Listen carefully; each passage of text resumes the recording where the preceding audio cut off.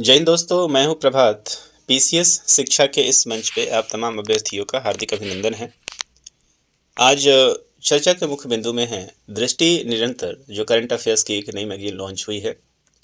इसका second part जहां हम लोग देखने वाले हैं नेशनल न्यूज को डेप्थ में। इससे पहले का जो वीडियो मैंने आपको दिया था उसमें नेशनल न्यूज पे सूक्ष्म दृष्टि डाली गई थी। सूक्ष्म दृष्टि मतलब वन लाइनर फैक्ट टाइप का था, लेकिन आज जिस फैक्ट के हम ऊपर चर्चा करने वाले हैं उसे हम न्यूज इन डेप्थ का नाम हमने दिया है।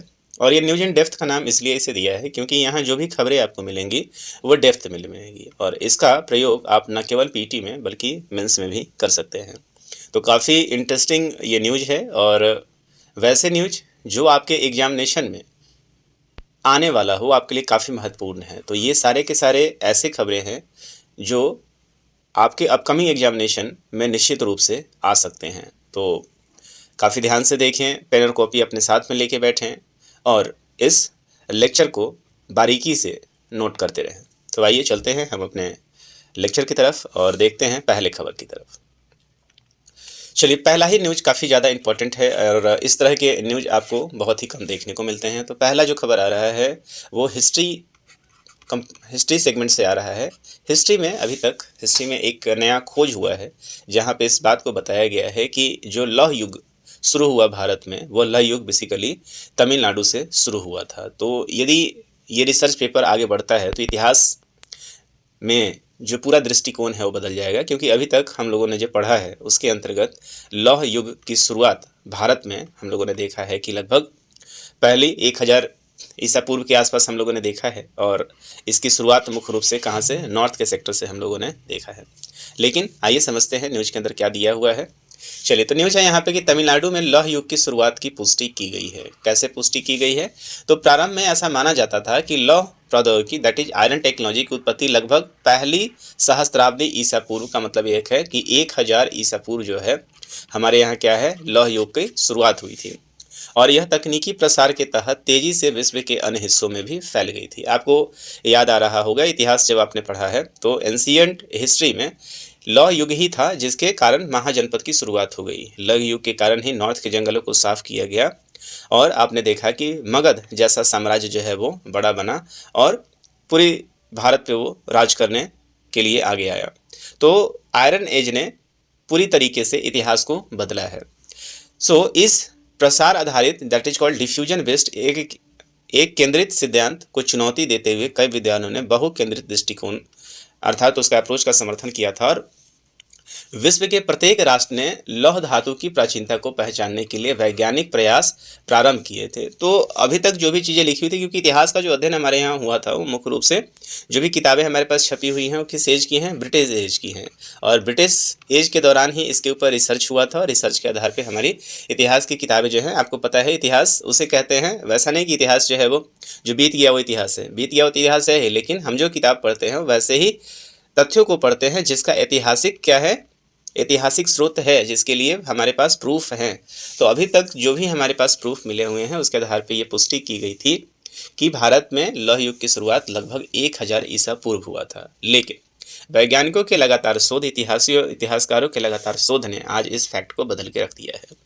तमिलनाडु राज्य पुरातत्व विभाग भी तमिलनाडु के लौह धातु के प्रारंभिक उपयोग का पता लगाने और पहचानने के इस विशाल कार्य में सक्रिय रूप से शामिल था। विभिन्न पुरातात्विक जांचों से एकत्रित नमूनों के लिए प्राप्त वैज्ञानिक तिथियों की श्रृंखला में तमिलनाडु ने लौह धातु की प्राचीनता को 2953 ईसा पूर्व से लेकर 3345 ईसा पूर्व के कालखंड में रखा है। तो मतलब आप समझ सकते हैं कि कहाँ हम लोग 1000 ईसा पूर्व की बात कर रहे थे और हमारे यहाँ ये हड़प्पा संस्कृति से पहले की बात हो रही है, जहाँ पे हम लोगों ने कांस्य युग के बारे में पढ़ा है।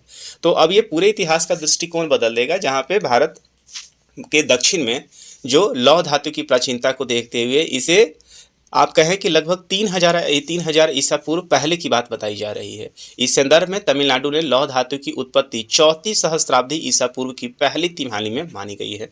ये पूरे इतिहास को बदल देगा यदि ये बात की पुष्टि हो गई। अभी तत्काल जो रिसर्च हुए हैं उसके आधार पे है, अभी इतिहास के पास एएसआई इसके ऊपर अपना अप्रूवल देगी और उसके बाद जो है इतिहास में काम संभव हो सकता है। तो मतलब भारत की सभ्यता कितनी पुरानी है इस बात का ही पता चलेगा। तो यहाँ पे ये स्पष्ट हो रहा है कि भारत में लौह युग की शुरुआत तमिलनाडु क्षेत्र में लगभग 4000 ईसा पूर्व हुई थी। तो 1000 ईसा पूर्व जो अभी तक हम लोग पढ़ते आए हैं उसमें एक ह्यूज चेंज आएगा। तो आइए समझते हैं और भी इसको लेकर क्या फैक्ट दिए गए हैं। तो तमिलनाडु में हुए नए खोजों से ये पता चलता है कि दक्षिण भारत में लौह युग की शुरुआत 3345 ईसा पूर्व हो चुकी थी, जबकि अभी तक हम लोगों ने क्या पढ़ा है कि दक्षिण के क्षेत्रों में क्या है वो अभी स्टोन एज ही चल रहा था, और वहाँ पे क्या है महालिथिक जो हम लोग पढ़ते थे, महापाषाण जो पढ़ते थे, बड़े बड़े बोल्डर प्राप्त हुए थे। अब इसको पूरी तरीके से हटा दिया गया है, जो अब तक के माने गए समय से लगभग 2000 वर्ष पहले का समय दर्शाती है। मतलब जो हम लोगों ने बेंचमार्क सेट किया है अभी तक के इतिहासकारों ने, उन्होंने बताया है कि भारत में लौह युग की शुरुआत 1000 ईसा पूर्व हुई थी। लेकिन ये रिसर्च ये स्पष्ट करता है कि हमारे यहाँ जो भी लोहे की शुरुआत हुई है, मतलब इससे भी 2000 वर्ष पहले जो है वो प्रारंभ हुआ है। तो यह खोज तमिलनाडु के लौह उपयोग और धातु विज्ञान में सबसे प्राचीन क्षेत्रों में से एक के रूप में स्थापित करता है। यह खोज तमिलनाडु के तूतुकुड़ी जिले के शिवगलई क्षेत्र में हुआ है, इस बात को याद रखेंगे। तो ये जो हमारा क्षेत्र है तमिलनाडु क्षेत्र, तो यहाँ पे आपको ये तूतुकुड़ी के शिवगलई क्षेत्र में ये खोज हुआ है। Antiquity of iron recent radiometric dates from Tamil Nadu नामक एक रिपोर्ट, जिसके लेखक के राजन और आर शिवानथम हैं, उन्होंने इस बात की पुष्टि की है। रेडियो कार्बन डेटिंग का सहारा लिया गया है और तमिलनाडु में लौह उपयोग की शुरुआत को 3345 ईसा पूर्व ये बताया गया है। यह खोज यह भी दिखाती है कि 5300 वर्ष पूर्व तमिलनाडु लौह उपयोग में अग्रणी क्षेत्र था। अब आप देखिए 5300 वर्ष पूर्व ही पहले ही तमिलनाडु जो है लोहे के उपयोग को बहुत अच्छी तरह समझता था। यह खोज भारत में लौह उपयोग की टाइमलाइन को चुनौती देता है। यह तमिलनाडु के प्राचीन धातु विज्ञान का केंद्र स्थापित करता है। साथ ही साथ ये भी बताता है कि तमिलनाडु में न केवल लोहे का पहले उपयोग हुआ था, बल्कि जो आयरन इंडस्ट्री थी, जो टेक्नोलॉजी थी, वो सबसे पहले तमिलनाडु में भी सेटअप की गई थी। लौह उपयोग का ऐतिहासिक परिप्रेक्ष्य जो अभी तक हम लोगों ने पढ़ा है, तो उसमें वैश्विक परिप्रेक्ष्य में हम लोगों ने किताबों में क्या पढ़ा है कि लौह युग की शुरुआत विश्व स्तर पे 1800 ईसा पूर्व हुई थी, जो कि एशिया माइनर के क्षेत्र में हुआ था, मध्य पूर्व और यूरोप के क्षेत्र में। अब देखिए भारत में 1000 ईसा पूर्व बताया गया है, जबकि वर्ल्ड लेवल पे केवल 1800 ईसा पूर्व है। जबकि जो शोध अभी सामने आया है वहाँ ये बताया जा रहा है कि साहब 3000 लगभग 3000 वर्ष पूर्व ईसा पूर्व जो है इसकी शुरुआत हुई है। तो लोहे के उपयोग ने उपकरणों, हथियारों और निर्माण में क्रांति ला दी थी, इस बात में कोई डाउट नहीं है। भारत के संदर्भ की बात करें तो भारत में लौह युग का परंपरागत तिथि 1000 से लेकर 1200 ईसा पूर्व मानी जाती है, जबकि तमिलनाडु की यह खोज इस तिथि को लगभग 2000 वर्ष पूर्व पीछे धकेल देता है। तो ये बहुत बड़ा टर्न अराउंड हो जाएगा यदि सरकार अब इसके ऊपर क्या करती है, विश्व समुदाय इसके ऊपर कितना सहमत होती है। ये सारी चीज़ें तो खैर समय के गर्भ में हैं, लेकिन ये बात तो स्पष्ट है कि अभी अभी जो खोज हुए हैं या जो नवीन खोज हो रहे हैं, ये इस बात को दिखाता है, दो चीज़ों को दिखाता है। जब लौह युग की शुरुआत यहाँ पे इस समय हो गई थी, इसका मतलब ये है कि भारत की संस्कृति और भी ज़्यादा पुरानी होगी। समय का इंतजार रहेगा, तत्काल आप इस नवीन खोज के संबंध में प्रश्न को आने वाले समय में देख सकते हैं। ऐसा प्रश्न पूछा जा सकता है कि हाल ही में लौह युग को लेकर एक नया खोज हुआ है, उसका संबंध कहाँ से है, या भारत में लौह युग की शुरुआत नवीन के अनुसार कब से की गई है। तो आपका उत्तर क्या होना चाहिए, तमिलनाडु होना चाहिए। तो बहुत ही शानदार ये आर्टिकल रहा, उम्मीद करते हैं कि आपको समझ में आया होगा और इतिहास में एक नया पन्ना जुड़ता हुआ नजर आ रहा है। चलिए आगे चलते हैं दूसरे आर्टिकल की तरफ। बहुत ही शानदार आर्टिकल है। जैसे ही आप इस न्यूज़ को देख रहे होंगे वैसे ही आपको याद आ रहा होगा, हाल फिलहाल में आपका प्रधानमंत्री का ये वाला लुक जो है बहुत ही फेमस हुआ था, जो आप पिक्चर में देख रहे हैं। जब वो टनल से गुजरते हुए इस लुक में जो है वो एक ऐसे ये लुक जो है वैश्विक स्तर पे काफ़ी ज़्यादा देखा गया था। तो ये जो आप टनल देख रहे हैं ये और कोई टनल नहीं है, इसको जेड मोर टनल कहा गया है और ये एक बहुत ही रणनीतिक रूप से बहुत बड़ी सफलता है भारत के लिए। और इसी जेड मोर टनल का नाम बाद में बदल कर क्या कर दिया गया, सोनमर्ग टनल कर दिया गया है। आइए पूरी खबर को पढ़ते हैं और आपको पता होगा कि रणनीतिक रूप से भारत जो है अब श्रीनगर और लेह को जोड़ने का प्रयास कर रहा है। भारत के उत्तर से लेकर, भारत मतलब नीचे आप देखेंगे तो पठानकोट से लेकर या जम्मू से लेकर भारत लगातार प्रयास कर रहा है कि श्रीनगर के बीच में जो है एक बेहतरीन ट्रेन कनेक्टिविटी हो, और लगभग बनकर तैयार हो चुका है, जिसके ट्रायल्स जो है कंप्लीट हो गए हैं और भारत इस रूट को अभी हाल फिलहाल में ही बहुत ही जल्दी ओपन करने वाला है। जम्मू तक ट्रेन तो पहले ही चलती थी, अब केवल जम्मू ही नहीं बल्कि अब लेह को भी निर्बाध रूप से जोड़ने का प्रयास चल रहा है। यदि ऐसा हो जाता है तो भारत के लिए रणनीतिक रूप से काफ़ी बड़ी सफलता होगी और भारत जो पहले भारत का जो नॉर्थ हिस्सा था, स्पेशली लेह और लद्दाख का जो हिस्सा था जिसे कटा हुआ मानते थे, अब भारत से बहुत ही मजबूती से जुड़ेगा और यहाँ पे जो ट्रांसपोर्टेशन है वो भी काफ़ी ज़्यादा सुलभ हो जाएगा। और यहाँ पे भारत बहुत तेज़ी से टनल्स का निर्माण कर रहा है, और एक छोटे छोटे टनल्स का निर्माण नहीं कर रहा है, पहाड़ों को खोद कर नए नए तकनीक से इस एडवर्स वेदर में भी बहुत ही युद्ध स्तर पे काम वहाँ चल रहा है, और ऐसे ऐसे टनल्स का निर्माण हो रहा है। उसी टनल में से एक है जेडमल टनल, जेड मोर टनल, जिसका नाम बदल के सोनमर्ग बाद में कर दिया गया। आइए पूरे डिटेल्स को समझते हैं। जरा इस मैप को सबसे पहले देखिए। ये जो मैप आप देख रहे हैं ये श्रीनगर का, ये आप देखिए यहाँ पे, तो ये जो सेक्टर है ये क्या है, श्रीनगर है। तो आप देखेंगे तो श्रीनगर सेक्टर के इस वाले हिस्से को, ये श्रीनगर है, और ये वाला जो हिस्सा देख रहे हैं आप द्रास है, तो ये लगभग श्रीनगर का हिस्सा आप देख रहे हैं। श्रीनगर, ये जो है श्रीनगर और लेह को जोड़ने वाला क्या है, हाईवे है, ऊपर के क्षेत्र में आप देखेंगे। तो इस दिक्कत ये है कि यहाँ जो माउंटेन्स आपको नज़र आ रहा है, ये पूरा का पूरा एक ऐसा माउंटेन है जो माउंटेन लगभग इसकी ऊंचाई 10,000 फीट से ऊंची है, और तापमान लगभग माइनस में होता है। इसके कारण अभी तक यहाँ पे कोई भी ट्रांसपोर्टेशन जो है वो सफल नहीं हो पाया है। तो ऐसे में भारत ने एक ऐसा काम करके दिखा दिया है जिससे रणनीतिक रूप से अब इस क्षेत्र में पूरा स्थिति बदल जाएगा। तो भारत ने वैसा ही काम किया है और एक ऐसा टनल बनाकर तैयार कर दिया है जो लगभग 14.2 किलोमीटर इसकी लंबाई है, और ये श्रीनगर के नॉर्थ में बाल्टाल को सीधा ही मिनमार्ग के पास जोड़ता है, जो कि द्रास के पास जो है वो सबसे क्लोजेस्ट है, और इसने श्रीनगर और लेह की कनेक्टिविटी को बहुत ही आसान बना दिया है। आइए समझते हैं पूरे खबर के ऊपर। तो जो ये पूरा का पूरा ये टनल तैयार हुआ है, इस टनल का सर्वे जो हुआ था वो 1997 में किया गया था। आप समझिए आज इसको लगभग 30 साल होने जा रहा है। 1997 में इसका क्या हुआ था, सर्वे हुआ था, और इसके लिए जो प्लानिंग स्टार्ट कर दी गई थी वो कारगिल वार में जो भारत ने जो मुश्किलें फेस की, 1999 में कारगिल वार हो गया तो इसका और भी महत्व पता चला, और इसके लिए 1999 में ही प्लानिंग शुरू कर दी गई थी। इस काम में अभी तेज़ी नहीं आ पाई थी, फंडिंग इसको नहीं मिल रहा था। अंततः अभी हाल फिलहाल में जो सरकार एनडीए की सरकार है, इसने इसकी महत्ता को समझते हुए इसके ऊपर लगातार फंडिंग किया, और अभी जो ये प्रोजेक्ट बनकर तैयार हुआ है वो लगभग 6,809 करोड़ का ये प्रोजेक्ट है। और इसको बनने में आप समझिए 99 में ये काम हो चुका था, और इसके ऊपर काम कब से शुरू हुआ है, तो ये काम लगभग शुरू हुआ है 2017 से, 17 के आसपास आप मान के चलिए, 16-17 के आसपास इसके ऊपर काम शुरू हुआ है, और 7 वर्षों में ही पूरा का पूरा जो है टनल बन के तैयार हुआ है, जिसका उद्घाटन अभी हाल फिलहाल में आपने देखा है। और ये टनल जो बना है वो 400 metre beneath, more than 5 times height of the Qutub Minar existing road. तो आप समझिए कि टनल जो है लगभग 400 मीटर नीचे है पहाड़ों से। तो आप समझिए, और यहाँ पे जो स्पीड आप जा सकते हैं, मैक्सिमम स्पीड जो ये सहन कर सकता है वो 80 किलोमीटर है, और सबसे बड़ी बात ये है कि ये 2 वे है। आइए समझते हैं पूरी तरीके से। तो सोनमर्ग जो इसका नाम दिया गया है, सोनमर्ग का जो नाम जो मतलब होता है, बेसिकली इसको मिडो ऑफ गोल्ड कहा जाता है, जिसको सोने का मैदान कहा जाता है, और ये पूरा का पूरा एरिया जो है वो किसके लिए, पर्यटन के लिए जाना जाता है। तो यह श्रीनगर, गुलमर्ग और पहलगांव के साथ साथ जम्मू कश्मीर का लोकप्रिय पर्यटन गंतव्य है, जहाँ अन्य तीनों स्थल वर्ष भर पर्यटकों के लिए उपलब्ध रहते हैं। यही सोनमर्ग को NH1 पर भारी बर्फबारी और हिमस्खलन के कारण अद्वितीय चुनौती का सामना करना पड़ता है। तो ये पूरा का पूरा जो एरिया है, उस एरिया में सबसे जो मुश्किल चीज़ है वो यहाँ का वेदर है। आप समझिए यहाँ जो काम हुआ होगा वो किस स्थिति में हुआ होगा। तापमान लगातार ही पूरे वर्ष यहाँ पे तापमान जो है वो माइनस में बना रहता है। प्रतिकूल मौसमी परिस्थिति के परिणाम स्वरूप लगभग 4 माह तक यहाँ सड़क बंद रहता है। के कारण सोनमर्ग जो है, अब यहाँ पे चूंकि बर्फबारी होती है तो ये पर्यटन का मेन क्षेत्र बन जाता है।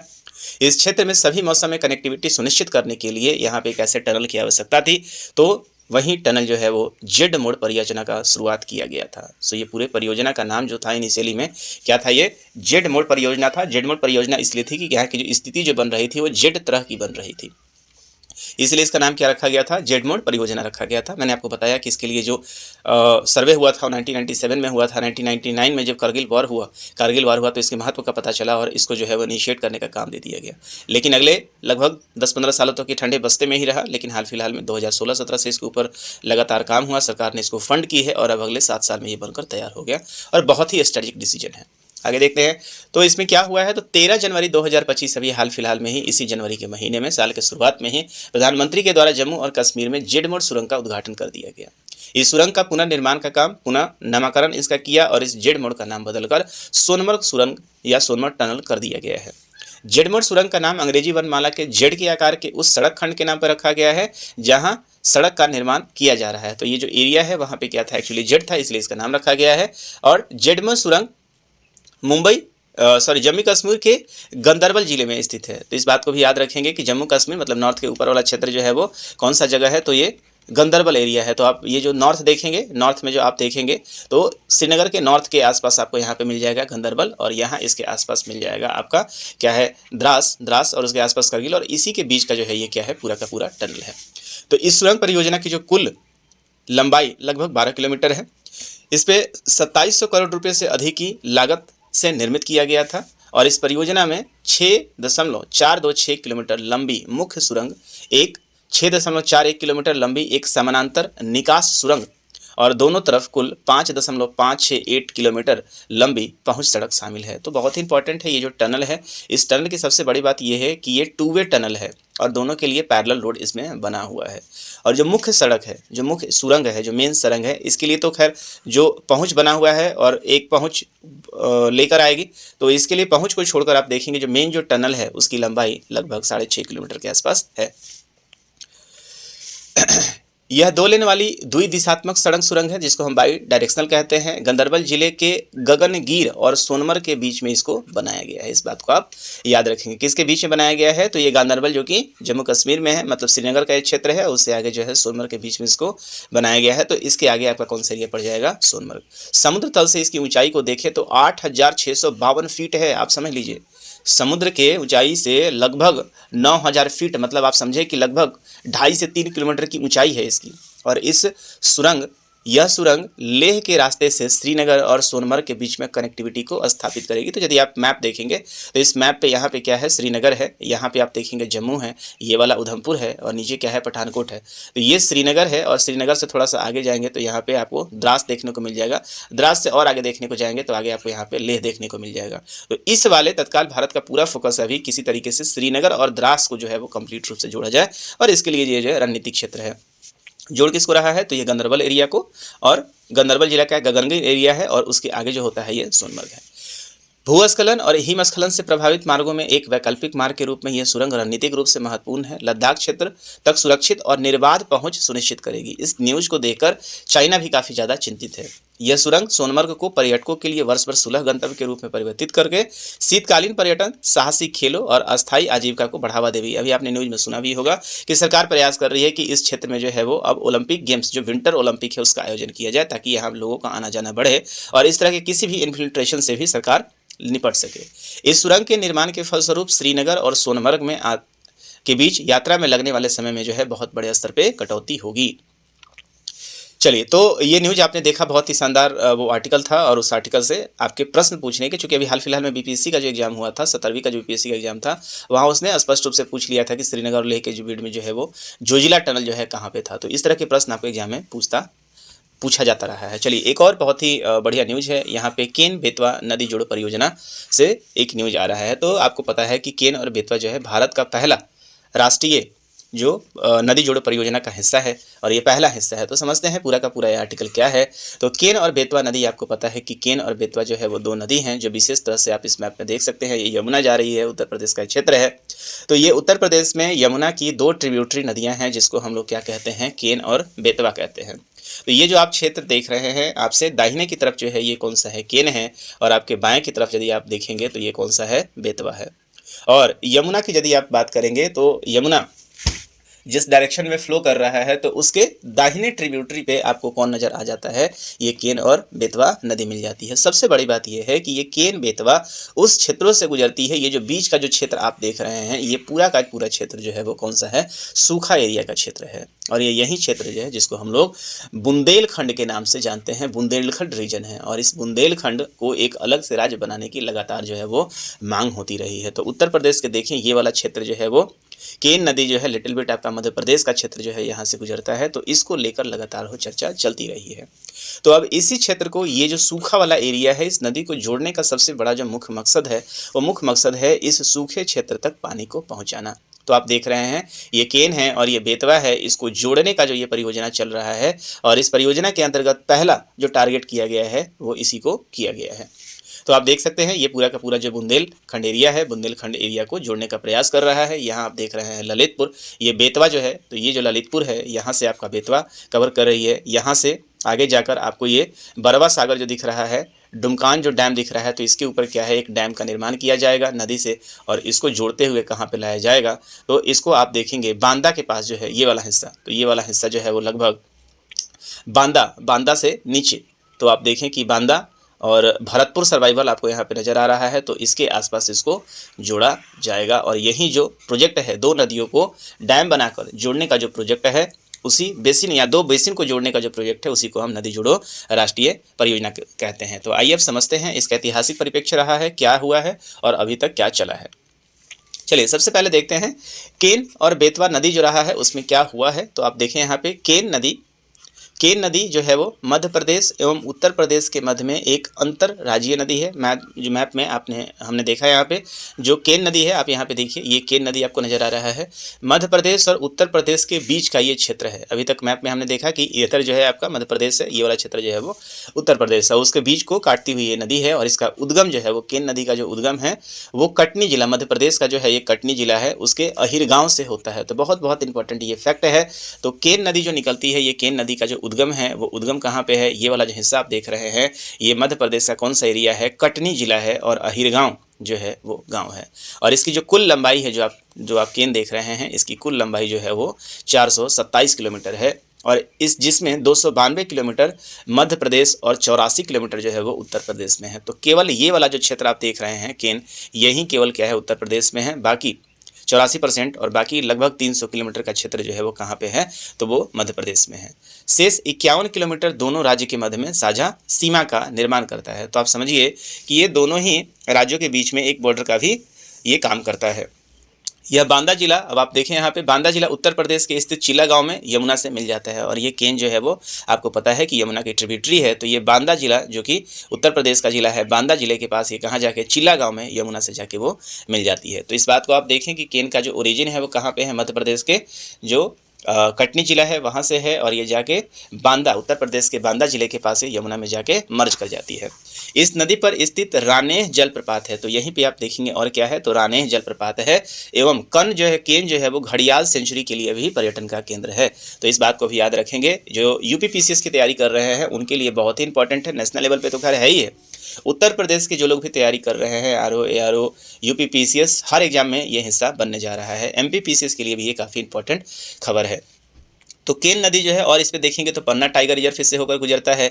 बेतवा नदी के बारे में देखें, बेतवा नदी जो है ये आपको नज़र आ रहा है, ये इसका उद्गम स्थल है। और इसका उद्गम स्थल जो है मध्य प्रदेश के किस क्षेत्र से है, तो रायसेन जिला से इसका क्या होता है, शुरुआत होता है, उद्गम होता है। और बेतवा नदी पर राजघाट, पारिछिया और माता टीला बांध भी बहुत ही इंपॉर्टेंट जो है। माता टीला बांध किस पे है, तो वो बेतवा पे ही स्थित है। इस बात को आप याद रखेंगे। आगे चलते हैं।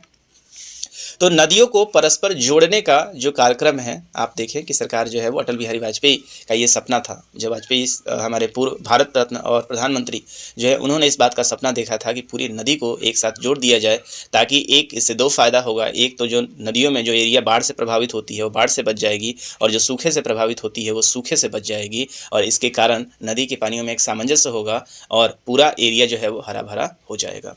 तो नदियों को परस्पर जोड़ने का, जिसको इंटरलिंकिंग ऑफ रिवर का नाम दिया जाता है, इसका एक राष्ट्रीय कार्यक्रम है।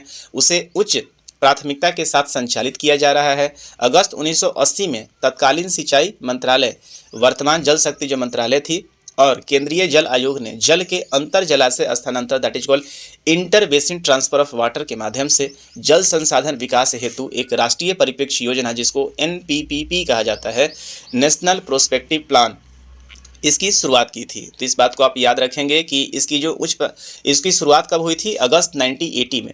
अगस्त 1980 में तत्कालीन जो सिंचाई मंत्रालय था उसने इस बात को रखा था कि अंतर जलाशय स्थानांतरण, मतलब inter basin transfer of water जो है, इसके बारे में यहाँ पे क्या हुई थी, सबसे पहले चर्चा हुई थी। और उसी के लिए एक मिशन शुरू किया गया था, एक प्लान शुरू किया गया था, जिसको NPP कहा जाता है, अर्थात नेशनल प्रोस्पेक्टिव प्लान शुरू किया जाता है। और इसका जो उद्देश्य होता है वो जल अधिक जलाशयों से जल न्यून जलाशय, मतलब जहाँ पे जिस नदी में पानी है, जैसे बिहार जो है, बिहार का नॉर्थ क्षेत्र जो है बाढ़ से जुड़ा रहता है, जबकि साउथ जो है वो क्या है, दक्षिण जो है वो सूखा हो जाता है। तो इन नदियों को क्या किया जाए, इनके बेसिनों को यदि जोड़ दिया जाए यदि इनके बेसिनों को जोड़ दिया जाए तो जहाँ पे जल ज़्यादा है वहाँ कम हो जाएगा और जहाँ पे कम है वहाँ नदियाँ भर जाएंगी। तो वाटर डिफिशिएंट बेसिन्स में जल का स्थानांतरण करना है और इससे बाढ़ एवं सूखे के प्रभाव को भी कम करने में मदद मिलेगी। एनपीपी के अनुरूप नदियों को परस्पर जोड़ने के लिए अध्ययन करने एवं रिपोर्ट तैयार करने का दायित्व जल शक्ति मंत्रालय के अधीन राष्ट्रीय जल विकास एजेंसी को सौंपा गया है। तो NWDA को ये रिपोर्ट जो है वो ये काम जो है वो सौंपा गया है। अब देखते हैं यहाँ पे 25 दिसंबर 2024 को प्रधानमंत्री के द्वारा केन बेतवा नदी जोड़ो राष्ट्रीय परियोजना का शिलान्यास किया गया है। कब किया गया है? 25 दिसंबर। और आपको पता है कि 25 दिसंबर किसकी जयंती है? तो ये अटल बिहारी वाजपेयी का पुण्य दिवस भी है। इस बात को आप याद रखेंगे। तो चूंकि उन्हीं का ये सपना था और उन्हीं पे सरकार जो है वो 25 दिसंबर को इसको क्या करती है? इनोग्रेट करती है। इस बात को भी आप याद रखेंगे। इस परियोजना का शिलान्यास मध्य प्रदेश के खजुराहो में किया गया था। तो स्टार्टिंग कहाँ से हो रहा है? तो ये खजुराहो से हो रहा है, इसको आप याद रखेंगे। यह राष्ट्रीय परिप्रेक्ष्य योजना एनपीपी के तहत देश की पहली नदियों को जोड़ने वाली परियोजना है। तो जो परियोजना है वो कौन सा है? राष्ट्रीय परिप्रेक्ष्य योजना है ना। तो नेशनल प्रोस्पेक्टिव प्लान इसको कहते हैं। अगस्त 1980 के समय इसकी बात चली थी और आप देखिए 2024 हो गया है, मतलब 24-25 साल ये ठंडे बस्ते में रहा है और अब सरकार इसके ऊपर जो है वो काम करना शुरू कर दी है, फंड रिलीज करना शुरू कर दी है। तो first interlinking of river project है केन बेतवा। हालांकि इस तरह का प्रोजेक्ट और भी जगहों प्रस्तावित है, जैसे बिहार में भी ये प्रोजेक्ट प्रस्तावित है। अब वहाँ कब शुरू होगा ये देखने वाली बात होगी, लेकिन तत्काल हमारा ये पहला रिवर प्रोजेक्ट जो है वो अब शुरू हो चुका है और इसका शिलान्यास 25 दिसंबर 2024 को कर दिया गया है। विश्व जल दिवस जो कि 22 मार्च को मनाया जाता है 2021 के अवसर पर प्रधानमंत्री की उपस्थिति में केंद्रीय जल शक्ति मंत्रालय और उत्तर प्रदेश और मध्य प्रदेश सरकार के मध्य एक ऐतिहासिक त्रिपक्षीय समझौता हुआ था। देखिए आपको पता है कि उत्तर प्रदेश और मध्य प्रदेश दोनों जगह अभी एक ही सरकार है, जिसके कारण सामंजस्य जो है वो काफ़ी अच्छा नज़र आ रहा है और यही कारण है कि ऐसे बड़े ह्यूज प्रोजेक्ट जो है वो सरकार अब शुरू कर रही है।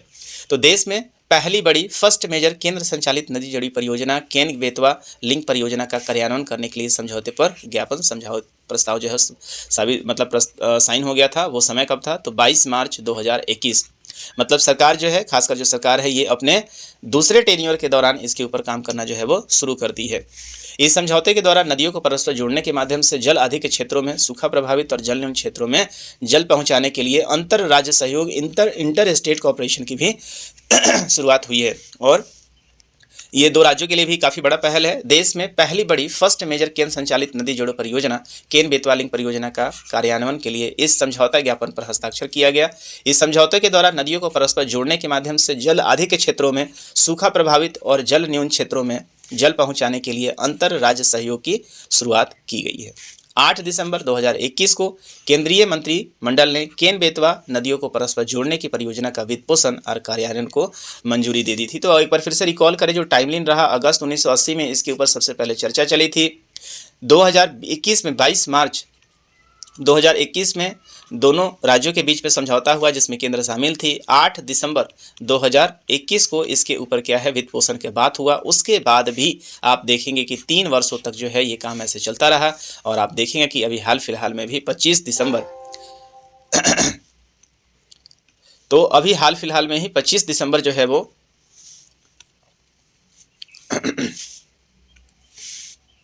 जस्ट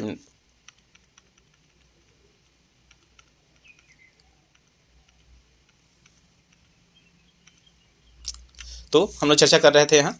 तो हाल फिलहाल में इसके ऊपर क्या हुआ है, 25 दिसंबर को आप देखेंगे कि 25 दिसंबर को यहाँ पे क्या हो गया है, अंततः 2024 को सरकार ने इसका क्या कर दिया है, शिलान्यास कर दिया है।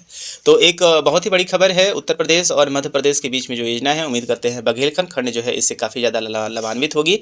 परियोजना का जो विवरण है, इस परियोजना के तहत जल अधिक केन नदियों का पानी बेतवा नदी में भेजा जाएगा। तो इसमें क्या होगा, जो केन नदी है, केन नदी आपको मैंने बताया है कि इधर जो था आपका क्या है, लेफ्ट की तरफ था और ये बेतवा जो है इधर आप देखेंगे तो कहाँ है, राइट की तरफ आपको नज़र आ जाएगा। तो केन के एडिशनल जो पानी है, जो एक्सेस पानी है, उसको किस में ट्रांसफ़र किया जाएगा, तो बेतवा में किया जाएगा।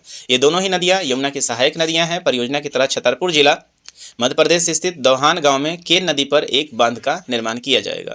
तो कहाँ पे निर्माण किया जाएगा? तो छतरपुर जिला जो है मध्य प्रदेश में, सब नदी आ रही है, यहाँ आ रही है, तो यहाँ पे क्या किया जाएगा? एक बांध का निर्माण किया जाएगा, पानी को यहाँ स्टोर किया जाएगा और इस स्टोर यहाँ पे स्टोर किया जाएगा और इस एडिशनल पानी को क्या है, इस नदी बेसिन के साथ जोड़ दिया जाएगा। जल को एक नहर के माध्यम से बेतवा नदी में भेजा जाएगा। तो केन से बेतवा ये जो है पतली एक नदी निकलेगी जिसको हम लोग क्या कहते हैं, कैनाल कहते हैं। इसकी लंबाई अभी कितनी होगी वो पूरी तरह से स्पष्ट नहीं है, अगला जब न्यूज आएगा तो उसमें स्पष्ट करेंगे। इस परियोजनाओं को 2 चरण में पूरा किया जाएगा। एक चरण जो है वो दौधन बांध बनाया जाएगा जो कि केन बेतवा लिंक नहर का निर्माण करेगी, और दूसरा जो चरण होगा वो लोअर उर बांध बनाया जाएगा जो कि कोठा बैराज और बीना संकुल परियोजना, बीना कॉम्प्लेक्स का निर्माण यहाँ पे होने जा रहा है। इस परियोजना के कार्यान्वयन के लिए Ken Betwa link project authority that is KBLPA की शुरुआत भी की गई है नामक विशेष प्रयोजन वाहन SPV की स्थापना भी की जाएगी। और इसके ऊपर यदि व्यय की हम बात करें तो ये बहुत बड़ा प्रोजेक्ट है, 44,605 करोड़ रुपए जो है इसके ऊपर खर्च हो रहे हैं, और ये जो कीमत है 2020-21 के करंट प्राइस के आधार पे है। तो आपने देखा कि ये काफ़ी ज़्यादा इंपॉर्टेंट न्यूज है। परियोजना से प्रति वर्ष 10.62 लाख हेक्टेयर भूमि की सिंचाई होगी। तो सिंचाई किसका होगा? तो आप बुंदेलखंड का सिंचाई होगा। लगभग 62 लाख की आबादी के लिए पेयजल की आपूर्ति सुनिश्चित की जाएगी और 103 गीगावाट पनबिजली और 27 मेगावाट और ऊर्जा का उत्पादन यहाँ से होने जा रहा है। इसके साथ ही कृषि गतिविधियों में बढ़ने और रोजगार सृजन से बुंदेलखंड के पिछड़े इलाकों में सामाजिक आर्थिक समृद्धि में भी तेजी आने की संभावना है। इस बात को आप याद रखेंगे। चलिए, तो ये केन बेतवा लिंक से संबंधित ये पूरा का पूरा जो है वो न्यूज रहा है। लाभान्वित क्षेत्र जो है इसके ऊपर जो है वो कौन कौन सा रहेगा? उत्तर प्रदेश और मध्य प्रदेश का क्षेत्र जो है, बुंदेलखंड का क्षेत्र है, इस पर ज़्यादातर लाभ होगा। उत्तर प्रदेश का जो है बांदा, महोबा, झांसी, ललितपुर, और मध्य प्रदेश का पन्ना, टीकमगढ़, छतरपुर, सागर, दमोह, दांतिया, निवाड़ी इत्यादि क्षेत्र जो है इसके क्या बनेंगे? लाभार्थी बनेंगे। तो काफ़ी इंपॉर्टेंट जो है ये न्यूज रहा है। आगे न्यूज को इस न्यूज़ को हम अगले वीडियो में कवर करते हैं। कारण यह है कि थोड़ा वीडियो लंबा हो जाएगा और अपलोड करने में थोड़ी समस्या आती है, तो मैं इसको यहीं पॉज करता हूं, फिर आपको इससे संबंधित दूसरा वीडियो जो है यहाँ से हम स्टार्ट करते हैं। तो यहीं पे रखते हैं, मिलते हैं आपसे अगले वीडियो में। तब तक के लिए जय हिंद।